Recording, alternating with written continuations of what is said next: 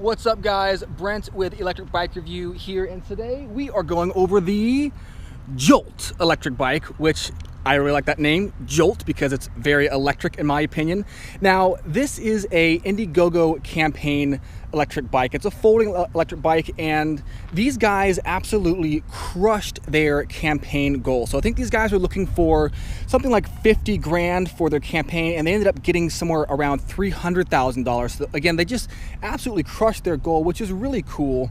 And I was very excited to get this bike because on their Indiegogo campaign website, it says that this thing runs for 600 bucks. And when I saw that, I was just like, wow, like that's a really good price for this bike. So I started kind of digging a little bit deeper, and the first thing I noticed is that, well, how much is the shipping, right? So I ended up kind of checking that out, and well, shipping is 200 bucks and it's a flat fee. And I was like, okay, well, 600 bucks plus 200 bucks, it's still 800 bucks, still not a bad price. But then I found out that, there's a couple of different options here. You can do disc brakes like this thing has here in the front, but if you do want that for the Indiegogo campaign, you have to kind of upsell on that, and that's like another 40 bucks for that. You can also get a headlight, but again, that's kind of an upsell for their campaign, and that costs like 30 bucks. So not too bad. However, the MSRP on this thing is $2,000, so quite a bit higher than the $600 price on the Indiegogo campaign. That might change in the future once they actually launch this product into the world for real, or it might stay at 2 grand. I don't really know, but I just kind of wanted to throw that out there to you guys, just kind of keep you in the loop as far as what I found out. Something else I thought was a little interesting and kind of confusing to me a little bit was that on their Indiegogo campaign website, it says that the Jolt, that they don't honor warranties outside of the US. So international warranties, they don't honor that. However, it turns out that these guys actually do not ship international in the first place. They only ship to the contiguous United States. So Hawaii and Alaska, those are out of the question. And then furthermore, there's actually no warranty on this thing at all. I actually double checked here with Jolt, with the company, and they said that there is no warranty on this bike. So yeah, for me, like, that was a little kind of misleading, I felt like, maybe just a little bit confusing. If you guys have any clarification on that, please feel free to weigh in, leave a comment. I'd love to hear kind of your thoughts on that. Just something else real quick I wanted to point out, a discrepancy from the Indiegogo campaign compared to the bike that I got was that on the website it says that the control center here is a LCD backlit display with like current miles per hour, a tripometer, like a pretty decent display. However, on the model that I got, it's just this LED kind of backlit display here. So yeah, a little bit different, but not a huge deal. So yeah, I mean, it's a folding electric bike, and let's dive into this thing and see what we got with the Jolt. All right, so starting up here on the handlebars of the Jolt, we've got flat kind of rubberized grips. We've got brake levers here on either side. We've got the 7-speed SIS index Shimano shifter, which leads down here to the Shimano tourney derailleur. So again, this is kind of a entry-level derailleur. It's a 7-speed. Nothing super special to note about this, just kind of a bottom of the bracket derailleur, not too bad. And then up here on the left-hand side, this is the control center that I was talking about. So there's a couple of different functions here on the control center. There's an on and off button, a mode switching button, and a little button here that says 6 kilometers per hour. So to turn the bike on, you just hit the on-off button like that. What I do like about this is that whatever setting you leave the bike in when you turn it off, it actually reverts back to that same setting. So if you like to keep your bike on the high pedal assist setting, it'll stay on high when you turn it back off. So check this out. We'll turn it to low here real quick. Turn the bike off, and then you turn it back on. Boom, it goes right back to low. Very cool feature, I like that. I've noticed that on some electric bikes, they always revert back to a standard setting. So yeah, I dig that. We've got a kind of 4-bar battery level indicator right here. And then this 6 kilometer per hour mode is interesting to say the least. So how this works, as far as I can tell, is that in order to it's like a walk mode, right? But in order to use it, you have to hold it down. So I'm gonna do it really quick just to show you guys, because it's weird. So you hold this thing down and the bike just starts going. So here's what happens. If you hold the 6 kilometer per hour button down, the bike just kind of takes off like that. And what it does is it keeps it at 6 kilometers per hour, or about 3.6 miles per hour. So it's kind of like a walk mode, I guess. Not really sure what you would use that for, but it's, you know, it's neat that it has it.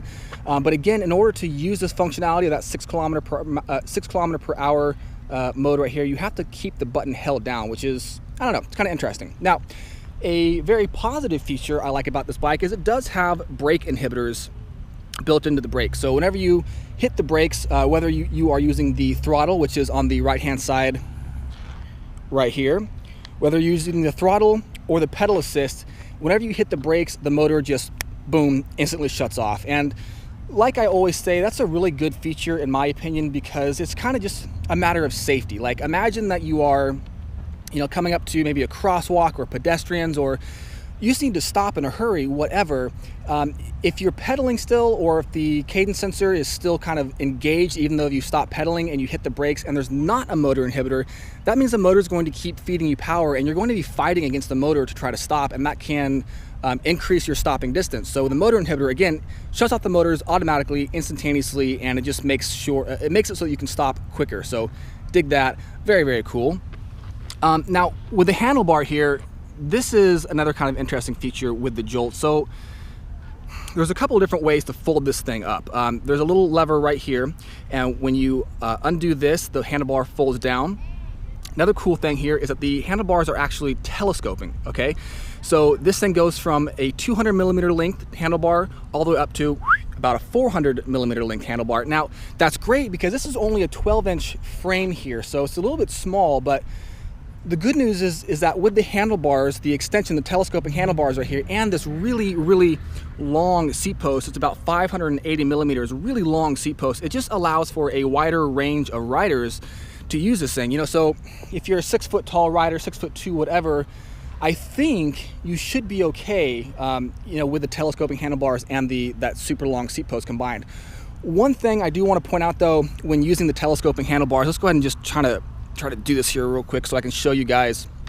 When you do telescope this up, I just want to point out that it's good to be careful to see how high you're pulling it up, because you're stretching the cables as you're pulling it. So when you turn, you know, if you have this thing too high, you could potentially put extra stress on the cables here. You might pull something out, you might break it, whatever, but you know, just something to keep in mind. Be careful how high you actually increase the height of that telescoping handlebar there. Okay, so for the frame itself, this thing is all 6061 aluminum alloy. The frame, the handlebars, the stem, all that. And I think the rims here are aluminum alloy as well. They might be magnesium, but honestly, I'm not 100% sure. But the overall weight of this thing is 46 pounds. So really not too bad for an electric bike. You know, it's not super duper light, but it's not super heavy either. It's not a 60-pound electric bike. So yeah, that's not too bad. So if you do have to kind of carry this thing around, which I think is kind of the functionality of it, being able to fold it up, transport it, 46 pounds, it's not, you know, not the worst thing in the world here. Now, what's also interesting with this is we've got a disc brake in the front for the Jolt, and in the back here, we got this really cool old school Tektro V-brake. So I do like that. I mean, okay, look, it's only got one disc brake. Obviously, I prefer if it has 2 disc brakes, because that just means more stopping power. But the fact that it has a 160 millimeter mechanical disc brake in the front is good, because that's where the majority of your stopping power is going to come from, is the front wheel. So, you know, if they had to decide, hey, we only have one disc brake, where are we going to put it? Obviously, yes, it's good to put it in the front. And that might seem really obvious, but I'm pointing that out because I recently reviewed another electric bike where they actually had 2 different size rotors for the disc brakes on the front and back, and the smaller rotor was actually in the front and the larger rotor was in the back. So it was very unusual to me. So yeah, anyways, I'm just pointing that out. And again, this is a mechanical disc brake, and like I always mention, you know, mechanical disc brakes, you're not going to get as much stopping power as with a hydraulic disc brake. However, you know, there is an upside to having mechanical disc brakes, and that is that with the wire here, you know, yes, it can stretch out over time, but adjusting these are generally going to be a little bit easier than adjusting you know, hydraulic disc brakes, where you might have to bleed them, you might have to fill them back up with fluid, change the fluid out, whatever. Mechanical disc brakes, a lot easier. So while we are down here, let's talk about the tires real quick of the Jolt. These are 20-inch tires. They are 2.175 inches wide, and they've got these kind of six really big spokes right here. And again, I think these are aluminum, but it's cool that these things have the smaller tires. There is a really big pro to having smaller tires, and that is that the motor isn't going to have to work as hard compared to having a larger tire. So in a sense, you're going to kind of get a little bit more torque out of this thing with a smaller tire. Now, the downside to having smaller tires is that there's less air volume in them, and because this thing has no suspension, it's going to be a little bit stiffer ride as opposed to if it had larger tires on there. So, you know, pros and cons to both, but again, just trying to point some stuff out to you guys just to keep stuff in mind here. For the pedals, we've got these Wellgo platform pedals. They're plastic and they fold up, which is really cool. So you push them in like this, fold up, and this I found with other electric bikes I've tested, specifically the Go Cycle, they have folding pedals as well, and I really liked these because when you store this thing, if you're storing it in your garage or a really tight space, sometimes this extra little bit right here kind of means the difference between being able to store it somewhere and not being able to store it. At least in my case, that's what I found with them. Now, there's two different kind of main types of these Wellgo folding pedals. This one here, where you kind of, again, push it in and push up to fold it. And then there's another kind where there's a lever right here in the middle, and then you pull the lever and it folds out the same way. These are kind of the lower end version of those two, but again, they get the job done, so, you know, whatever. On the bottom of the frame here, we've got this little bar, and this is so that when you fold this thing up, it allows it to kind of sit on this bar, so you're not, you know, jacking up the seat post here. You're not going to hit the bottom, you know, where the spindle is. That's kind of cool. We've got a adjustable kickstand right here in the middle. Now, with the kickstand right here, you do have an issue of kind of getting pedal lock at some point. So, you know, again, when I see this, I kind of think of like storing, you know, for me. And when you have a pedal right here in the middle of the frame as opposed to the rear of the frame, when you store it, if you're trying to pull this thing out of storage, you know, check it out. Sometimes, you know, the pedal can get locked on the kickstand there, and it just makes it difficult to pull it out of your garage or your storage space, whatever. So again, just something to keep in mind. It looks like there are some eyelets right here, so you could probably put a kickstand on the rear here if you wanted to. You might even, well, you probably couldn't switch this one, but you could probably get an aftermarket one, put it right there, you know, if that is a concern of yours. So that is very cool. Now, the Velo plush seat, comfortable, you know, rather kind of a standard seat, but it is comfortable. Something I wanted to point out with this seat post right here is that, so again, this is the Indiegogo campaign, right? And I think this might be like somewhat of a prototype version perhaps, or maybe this is the final version, I don't know. But I did want to point out that the seat post clamp was really tricky for me. As you can see here, this wear, I really had to ratchet down with some pliers to kind of get this thing, you know, to actually lock in place and not move. And even, let's see if you can hear it, even, well, it was rattling earlier, but it just seems like the seat post here might be a little bit too narrow for to fit in there. I don't know, there was just a lot of rattle earlier, and I had a really hard time kind of getting that thing in place. But on the plus side, the seat post here is actually really large. It's a very big diameter. It's 33.8 millimeters, so that's cool because it's just going to give you a lot of stability, a lot of rigidity, and you're going to need that for a seat post that is so long. 580 millimeters is just a huge seat post. So, you know, if you got this thing way up here, you know, it's good to have that extra thickness in the seat post just to make sure it doesn't fold, doesn't buckle, whatever. Very good. Dig that a lot. On the chain guard here, this is an actual plastic chain guard as opposed to a chain, or sorry, a chain guide as opposed to just a chain guard. So the difference here is that we've got these plastic covers on either side of the chain. That just kind of helps keep the chain, you know, locked in place so it doesn't pop off and you don't get a, you know, a derailment of the chain here. So that's a nice little feature.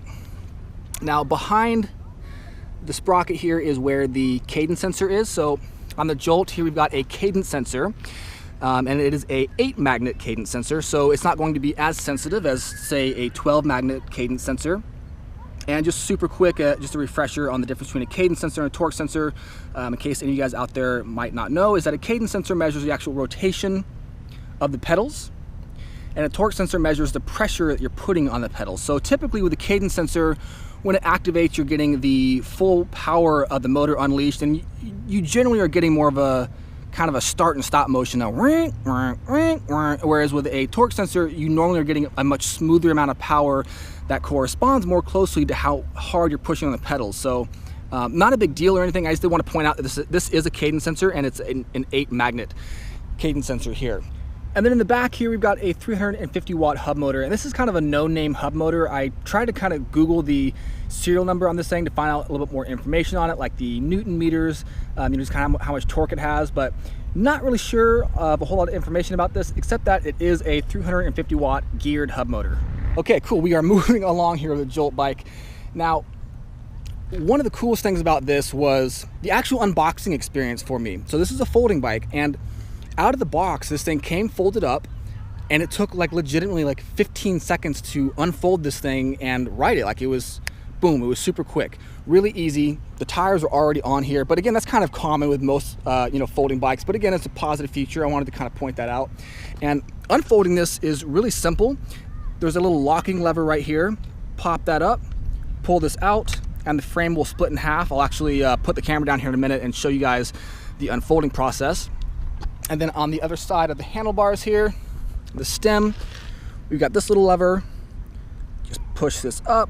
Let's see if I can do it one-handed. Yep, okay. Pull it down, and then this handlebar folds down like this. And there's actually a clamp here on the top of the handlebars as well.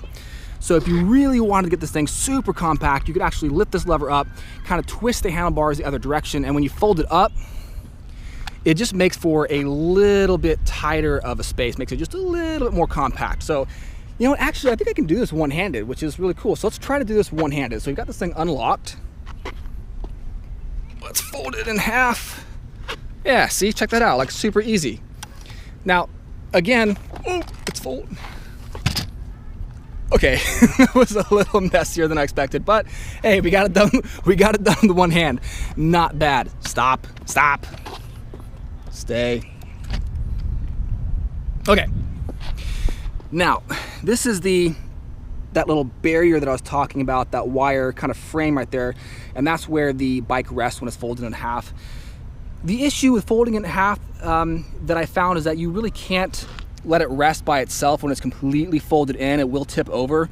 So if you want to kind of like leave it by itself, you know, you have to kind of leave it like this where it's a little bit jutted out. But for storing, yeah, you can fold this thing in all the way like this. It gets, you know, pretty slim, pretty compact. And if you fold the pedals in down there, it gets even more compact. So yeah, let's unfold this thing again. One-handed, not bad, if I do say so myself. Okay. One-handed, not bad, right? Okay, get this up here. And that's it, guys. I mean, what did that take? Like 5 seconds to fold this thing back up and get it ready to go? That's really cool. That is a great feature. Again, it's pretty common with folding bikes, but hey, the Jolt does it too, so let's point it out and let's praise that aspect of it, right? Really cool. Oh, last thing I do want to talk about real quick is the battery. So inside the Jolt here is where the battery rests. It's a 36 volt, 7.8 amp hour battery, and Jolt says that the estimated range on this thing is about 50 miles, which, I mean, I don't know, 50 miles for a 7.8 amp hour battery, maybe if you're being really, really careful and really managing your pedal assist, maybe, but more realistically, probably you're gonna get, you know, I don't know, 15 to 30 miles, just depending on rider weight, wind conditions, hills, whatever. But actually, you know what? I'm gonna take the battery out real quick to show you guys. So let's unfold this again. Okay, so for the battery to take this thing out, it's really easy. It's just a key lock, twist, unlock, and this thing pops out. It's a pretty lightweight battery, 3.8 pounds. It's got a switch on there, an on-off switch. It does have a USB port, which I really do like because that means you can charge your accessories on the go or while it is in the bike. There's a slot in the frame, which I'll show you guys here in just a second once I fold it back up, that you can actually access this USB port and the charging port while it is in the frame. So very, very cool. And again, putting it back in, super easy. You just throw it in here, bada bing, bada bang, give it a lock. That's it, good to go. So this is the charging port here on the side of the bike. It's a little rubber grommet. Unfold it, USB port, on off switch, and the power port right there. So yeah. All right, cool. So We had gone over most of the specs here of the Jolt. Now it's time to take it for a ride. All right, let's get going on the Jolt. So we're gonna turn this bad boy on, hold the on-off button. Let's go ahead and just switch it up to the high mode here. And let's get going with the pedal assist. So again, with pedal assist or throttle only, the max speed on this thing is 20 miles per hour, 350 watt 350 watt hub motor. Sorry. And yeah, 350 watts, that's not going to be the most powerful, super strong motor, but you know, it's gonna get the job done for kind of going around the city, slight hills, stuff like that. We'll go ahead and switch gears here. Whew. It's actually a pretty powerful little motor. 4th gear, 5th, 6th, and 7th. Now, I don't know how fast I'm going because, well, there's no speedometer, but yeah, I'm guessing I'm probably going around 15, 18 miles an hour. So we're gonna do a one-handed brake test here. And that's full strength on the rear brake, and the stopping power was okay, not a lot. Oh, okay. All right, I just went off-road there a little bit, and that's actually a really good point. Let's talk about that really quick. So I just went off-road a little bit because I let off the gas, I stopped pedaling, but the cadence sensor was still engaged. So I'm gonna show you guys really quick the cadence sensor, how quickly it engages and disengages. So let's check that out right now.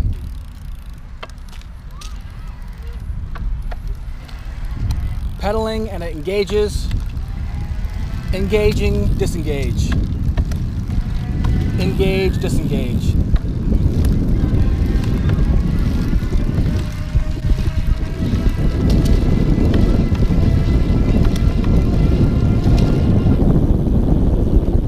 So, you know, it's not too bad. Even for an 8 magnet sensor, it's relatively sensitive, but it does hang for a second when you let off the gas. The motor doesn't want to stay engaged just for like half a second or so. Not too bad. So we're gonna head over here to the grass real quick just to test out the actual power of the motor. We'll head over here. Oh, bumpy. Okay, so we're gonna try, this is throttle only. You know, it's bumpy over here on the grass with no suspension and these 20-inch tires like I mentioned, but yeah, it's not too bad.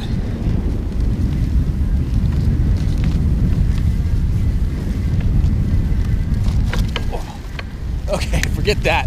I'm heading back over onto the pavement. Yeah. Okay, one more thing. I want to show you guys a quick brake test here with the front disc brake, so let's try that. This is probably about 10, 15 miles an hour. Full stop with one hand. Yeah, again, it's okay. Not super powerful, but I think in conjunction with the front and rear brakes, it'd be okay. All right, last thing I want to try here is the 6 km/h mode. Check that out, see how it works. So again, with that, you actually have to push the 6 km/h button right here, hold it down, and then while you hold it down, this little light illuminates, and this is how fast we're going. Very, very slow indeed. I don't know, it's pretty slow. It's kind of hard to stay upright. Oh, too slow. So I think that's really, maybe that function is just to, I don't know, maybe to walk the bike beside you perhaps. I'm not really sure what that functionality is for, but we're gonna head back here. Oh, check this out. Okay, here's something interesting. So this might be one of the issues with having a push pedal like this for the Welgo, is this pedal just collapsed on me as I was riding. Let's fix that. Okay. Yep, so we're gonna head back here. Let's keep going. I mean, overall, it's a nice ride. You know, it feels really small and compact. Just kind of reminds me of a BMX bike or something. Just kind of how tiny it is. But yeah, it's a fun little bike. I dig it. All right, and full stop. Whew. All right, guys. That is it for the review on the Jolt. I hope you guys dug this review. If you want to see the full write-up with the full list of specs, go ahead and head over to ElectricBikeReview.com. Check that out. There's a link up here on the YouTube. And if you guys are going out to ride safe, have fun, happy holidays. Catch you later.